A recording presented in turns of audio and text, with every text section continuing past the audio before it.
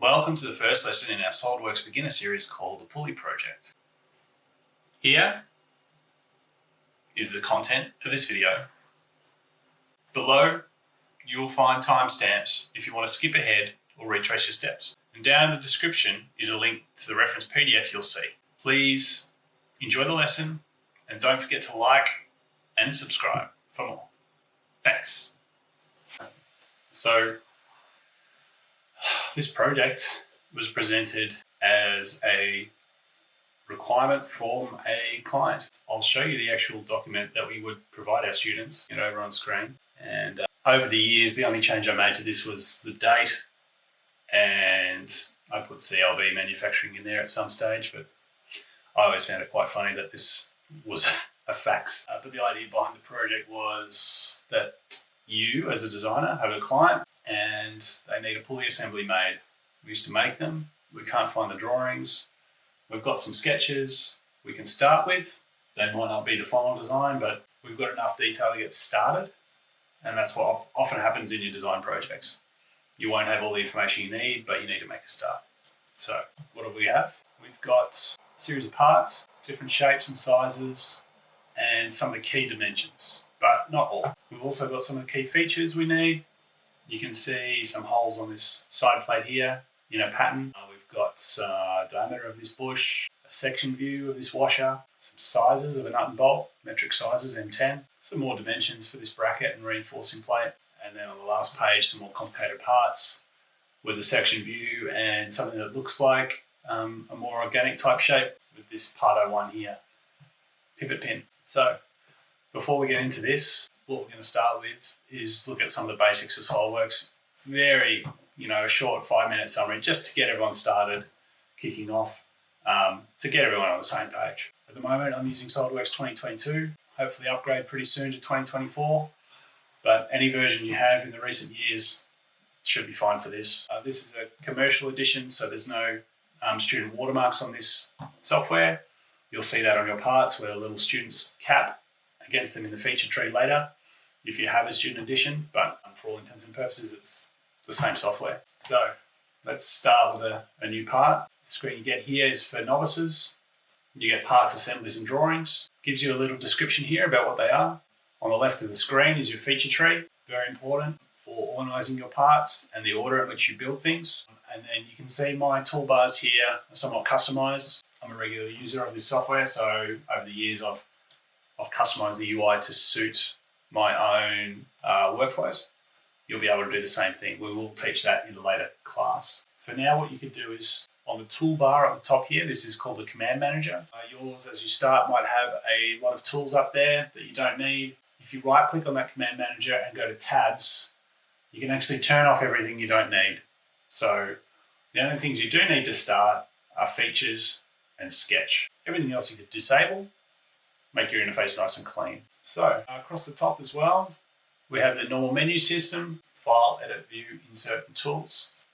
A lot of the tools and features you'll find in here are matched with icons that you'll find in your feature tree, in your command manager, sorry. Again, you can customize these as well. I like to have this pinned, but you can do whatever suits you.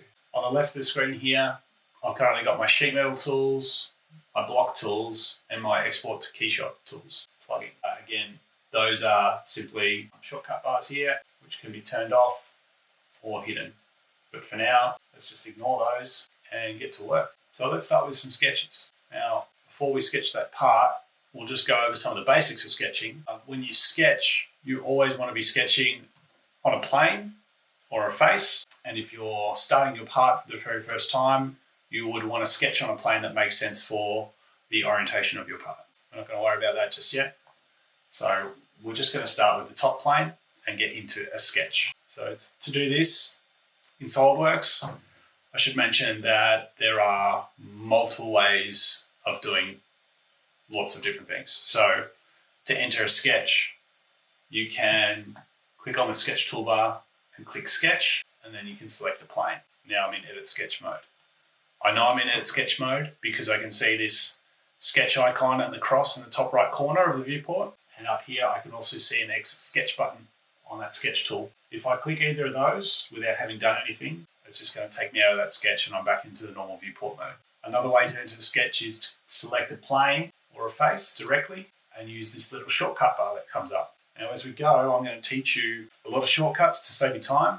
So a lot of use of the shortcut bar, a lot of hotkeys to use, and mouse gestures as well. It'll be very difficult for me to do what I'm doing without using them. I think the best way is to just teach you right off from the start. So top plane, sketch, and again, I'm in a sketch now. Now my planes are hidden, but to show them, I can select them and turn them on. That way you can kind of see what sort of orientation we're working with. The planes have a name that matches their position in the feature tree. So these can be renamed, and you can see we'll rename here the name of the plane, but I wouldn't recommend that for your first starting planes. I would only rename planes that are important for use later on in the geometry of your model. All right, so I like to have my planes hidden, and I like to have everything hidden that I'm not referring to.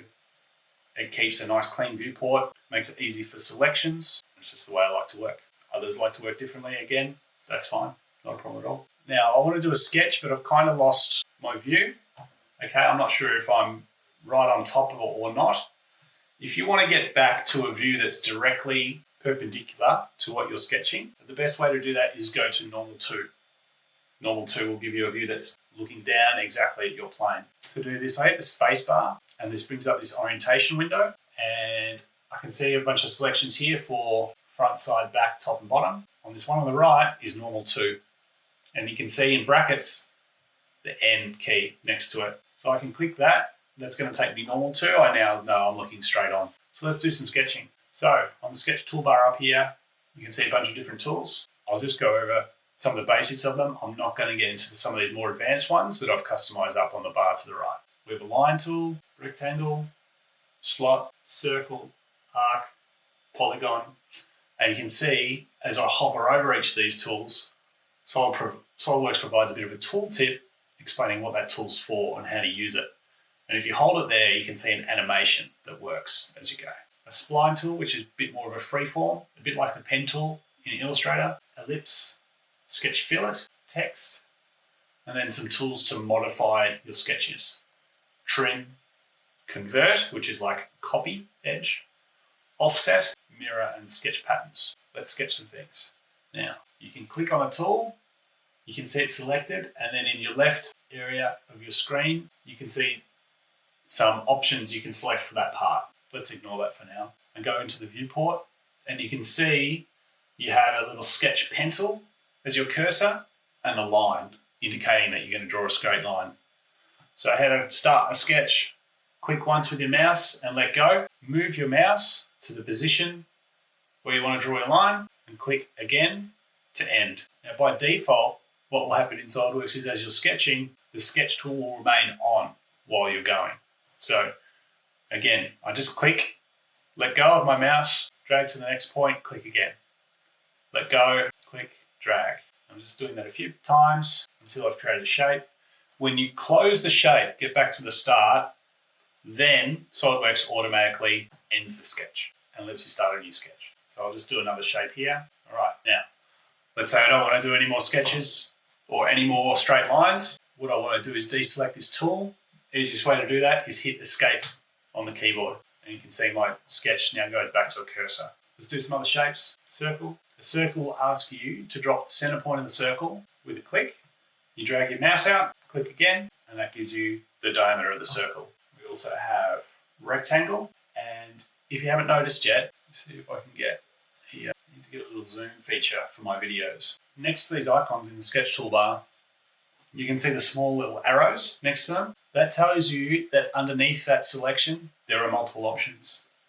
So underneath rectangle, for instance, I have corner rectangle, center rectangle, 3-point corner, 3-point center rectangle, and parallelogram. So if I wanted to use any of those types of rectangle, I could select them. You can see you'll get a different icon next to your cursor.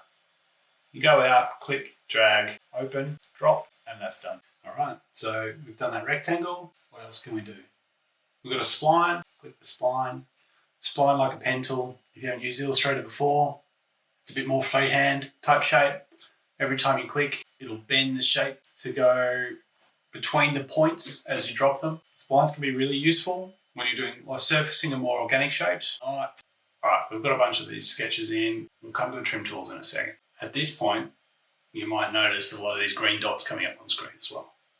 I want to talk a little bit about those because those are very important for fully defining your sketches and your parts. You'll hear me talk about that a lot, not just because it's the name of our channel, but because it's a fundamental in using SolidWorks and making your parts and your designs work. So as I zoom in, they don't get any bigger, all right? And I don't quite have that zoom function set up yet for my videos. But what you will see is each of these little green squares, they will have a little icon within them. This one here has a vertical line going straight up the middle. When I select it, you can see it also selects the line, which is here, okay? Or it highlights the line that relation is attached to. So the name of these little green squares is relations. If you can't see relations for any reason, usually it is because they are hidden. Our view settings, view, hide and show, and I'm just going to hide my face. So what we're doing here is going to view, hide and show, and then sketch relations. Now, by default it should be on, but if it's off, just tick it to make it enabled, and then it should be showing sketch relations. And you can see what I'm doing here on screen, turning it on and off, you can see how it shows and hides those sketch relations. Okay, now relations let you control the size, shape and position of your sketches. At the moment, this rectangle, for instance, has vertical relations on the sides, horizontal relations on the top. In the middle here, there is a point. You can see that kind of thing right in the middle. That point is coincident with the line going from bottom left to top right and the line going in the other direction. Those coincident relations keep that rectangle centered around that point. Now, how do we fully define a sketch? Well, for that, you need to reference the origin. And the origin is this red thing you can see on the screen right here. And that origin is the center of your planes. So if I just rotate my screen, and I'm doing this by holding down my middle mouse button, in this case a scroll wheel, I hold it down and rotate. If I turn on my planes, see my top plane there, you can see as I rotate how that's changing. And if I turn on my other planes, you can see the origin is at the very center of my part file. That origin is essentially known as the point 000. So if I want to fully define this rectangle, I'm going to have to use that origin. The best way to do it for something like this, which is it has a central point, is to click and drag onto the origin. And when I do that, you can see that there's a yellow relation coming up on screen. Now a yellow one means if you drop or let go of the cursor at this point, it will add that relation. In this case, it's going to add a coincident relation to the origin. Okay. So now you can see there's three green relations in the middle. It's difficult to make out, but that point in the very middle has now gone from blue to black. This is also important. Black lines signify items that are fully defined. Blue means underdefined. If I want to drag this up and down, I can, but the center point is defined by the origin. Now, to define the rest of this rectangle, I'm going to have to add some controls to the lines on the outside. I'm going to do this by adding dimensions. So on the sketch toolbar here, you can see the second option, Smart Dimension. Creates a dimension for one or more selected 2D or 3D sketch entities. You can drag or delete a dimension while this tool is active. I click that tool. To use it, let's say I want to create a length dimension to this line. I click the line, I drag up, I drop, and I use my number pad on my keyboard, input a dimension, hit enter. It's done. And you can see now the two vertical lines on the sides have turned black. That's because I cannot increase the width. That was a bit funny there, but okay, that dimension is set. I'm going to add another one to the side, 25, and now it's fully defined. It's all black. That's great. If I try and click it and drag it, nothing's going to happen. With the dimension tool, let me show you further tricks. You can delete them, select it, hit the delete key on your keyboard. Easiest way. You can also dimension between two items. I can dimension between this top line and this bottom line. I can dimension between this side line and this angled line in the middle to get an angle. If I come out across here to the circle, I'm going to select the outside of the circle. I'm going to get a diameter. To deselect the dimension tool, I can go up and press Smart Dimension again on the menu, but the best way of doing it, hit Escape on your keyboard. All right, so a few other tools I want to play with before we move on to doing our first part. So relations, let's talk about some of the other relations. Here you can see a perpendicular relation. That means that these two lines are at a 90-degree angle. Here, this circle, if I want to make the center of this circle line up with the origin, I can click on the center of the circle, press Control on the keyboard, select the middle or select the origin, and then on my bar on the side, where it's got Add Relations, I can select Horizontal. And that adds a horizontal relation to that circle. So you can see I can only drag it to the sides. I want to add a dimension from there to the center circle. Okay, makes that fully defined. And let's say this line on the side here, it's currently vertical, but I want to change that to something else. I don't have to delete and redraw the line. I can just delete the relation. I can do that by clicking on the relation and selecting delete or pressing delete on the keyboard, and it's gone. Then that line can change to an angle. The alternative is I can actually click on the line itself. In my line properties on the sidebar, I can see existing relations. There is a horizontal relations there, and I can select there and press delete. That method of deleting relation is really useful when you have a line or a sketch or something that has a lot of relations and it's very difficult to just select it on the screen. All right, we'll leave it there for the basics of sketching. We'll come back to more later. One last thing. We're going to delete this and clear it so we can start our real part. So the best way to do that, select everything and delete. Or actually, in this case, we could just hit the cancel, the cross here, and that will remove everything in this sketch. Let's do that. Okay, cool. Back to the start. Let's start our first part.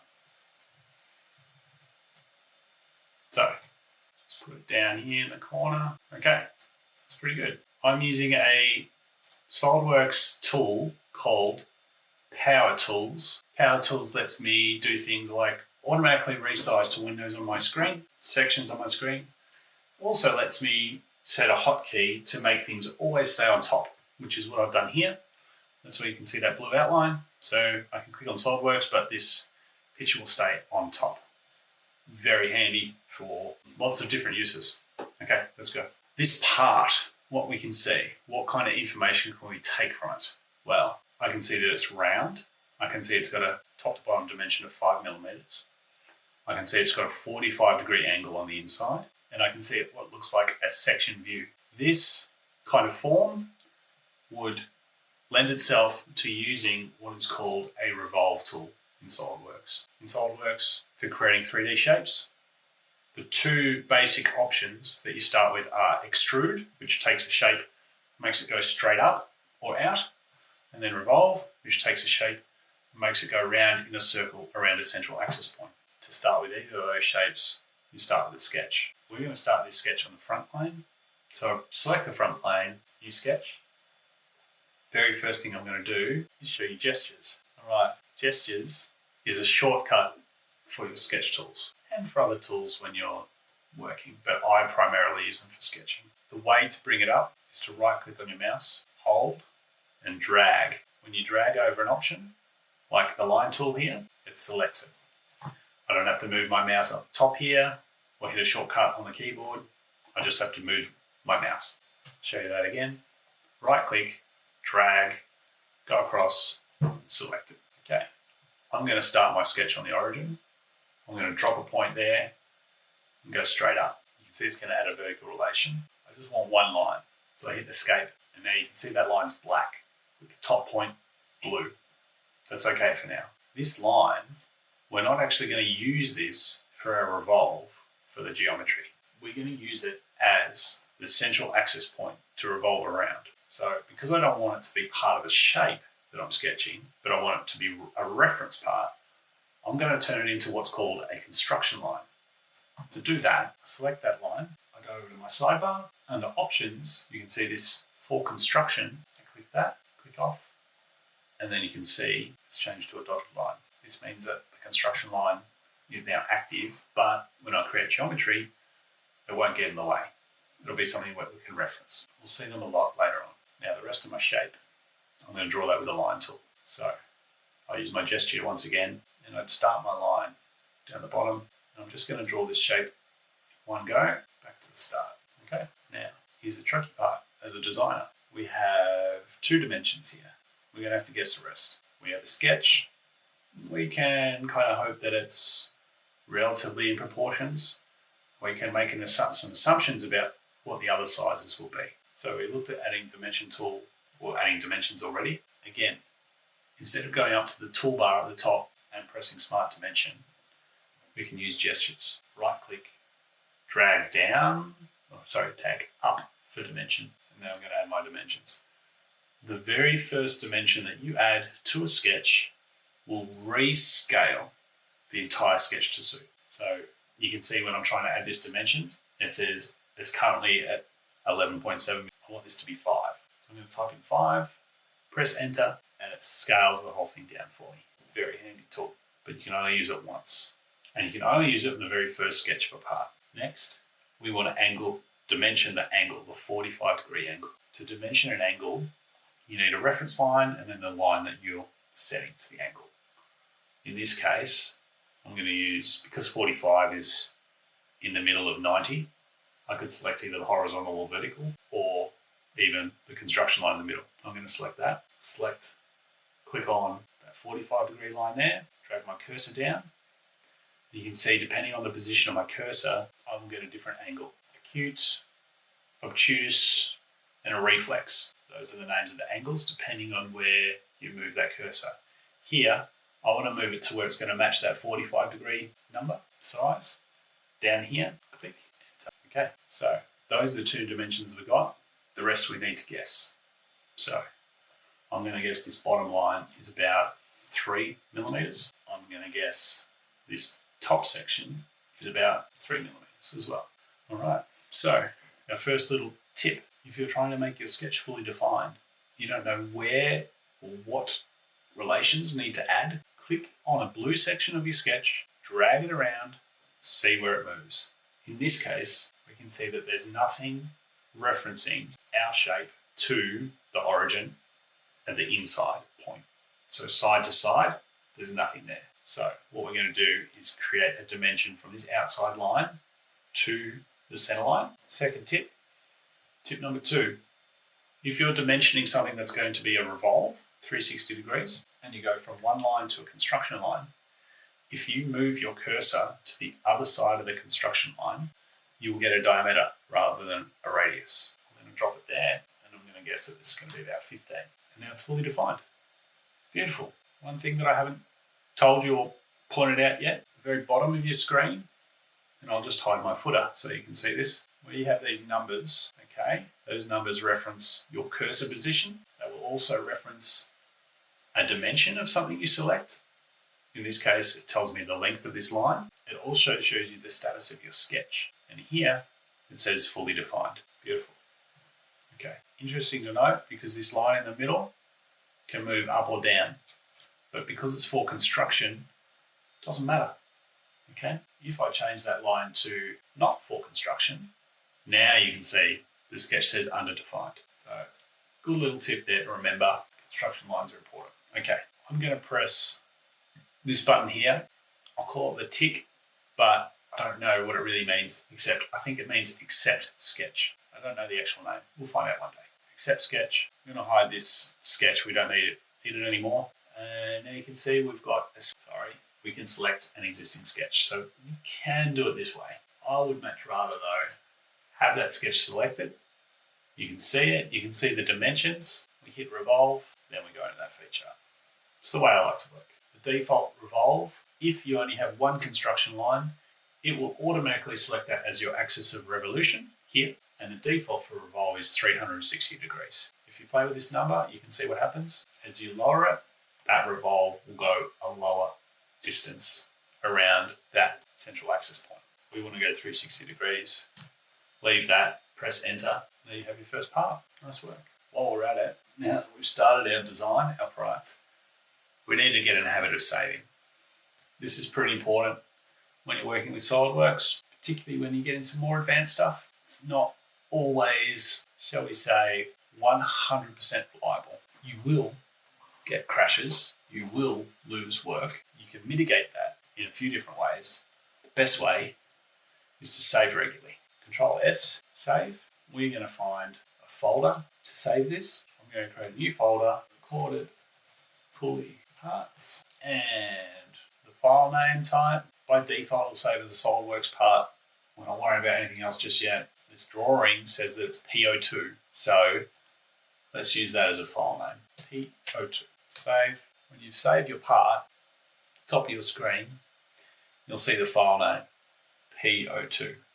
And if you hover over that, it'll show you the directory. If you see a little star next to your file name, that means it is not saved in its current state. So if we made a change here, okay, just mucked around for a second and see a star there, it's unsaved in its current state. Just something to be aware of. All right, we are pretty slow, but that's fine. We haven't done this for a long time. We're going to start and do one more part before ending this lesson and starting a new video. So how about we do this bush, because this is a very simple part and it's the first extrude that we can do. So I'm going to do a new file. I can press new up at the top window here, or I can go Control N and press OK to start a new file. Now this shape that we've got here, we've got one dimension. It looks like a tube, cylindrical. This would lend itself to being an extrude. We're going to this time start on the right plane. I'm going to click Sketch. I'm going to use my mouse gesture. Click, drag right for a circle. I'm going to click on the center and drag out. And I want to show you tip number 3 or 4. The little numbers that are popping up there enable me to input a dimension without adding a dimension separately later. The dimension of this is 13. I'm going to type it in and press enter. Done. That circle is fully defined. Now that tool may not be on by default. I'm going to show you how to do it right now. Go to Tools, remove my head, and then one below that, enable on-screen numeric input on entity creation. That means as you're drawing a line or a circle or whatever, you can input dimensions as you go. It'll save a lot of time. Create dimension only when a value is added is helpful to retain the existing functionality of being able to sketch without having to put a dimension in all the time. The last thing you want is to do all the sketches, have all these wrong dimensions there or relations added that you didn't want. So I'll check both of those, press OK. All right, we've got our circle. Let's do an extrude. Feature, extrude. If you have a current sketch open that you're editing and you hit one of those feature tools, it will use that sketch in that feature. Handy note. Now, we don't have a dimension here. We have to guess. Let's guess. Maybe double the diameter. The yellow preview shows you the size of the extrude you're going to be doing. I want to talk about what's called an end condition, feature properties. So boss extrude. Here, we're starting from the sketch plane. That's the right plane. Let's turn it on so we can see it. Let's turn it on. Let me see. Okay, so we can see the right plane. That's where we're going at the moment. These arrows here, if you hit those, you'll flip the direction of your extrude. D1, dimension, that's where you put in how long it's going to be, or how tall, how thick, etc. Below that is draft. We will cover draft in our advanced topics. Where it says blind, that means it's just going blind in that direction as far as you tell it to. But there are a few different end conditions that you can set. Up to vertex lets you go up to a point.